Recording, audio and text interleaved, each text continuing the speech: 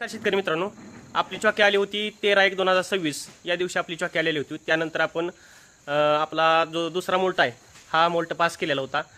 तर आज आपलं 6व्या फिडिंग नंतर आपला जो चॉकीचा जो मोल्ट आहे म्हणजे आळीची जी काच सोडण्याची प्रोसेस आहे, मोल्ट म्हणजेच काच सोडण्याची प्रोसेस, यानंतर आपला जो मोल्ट बसणार आहे।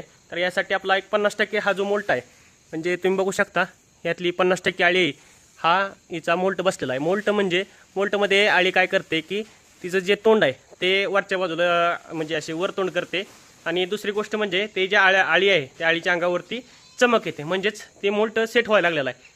आणि ह्या तिला आता 50% मोल्ट हा जो सेट झालेला आहे आणि 50% मोल्ट सेट व्हायचा राहिलेला आहे। तर आपण आता आपली पातळ एकदम पातळ अशी फिडिंग द्यायचं काम चालू आहे। यानंतर आपण उद्या मोल्ट बसल्यानंतर ह्याच्यावरती लाईन पावडर म्हणजे चुना याची डस्टिंग येणार आहे। डस्टिंग घेतल्यानंतर हा जो मोल्ट आहे तो 48 तासानंतर आपण ओटवणार आहे।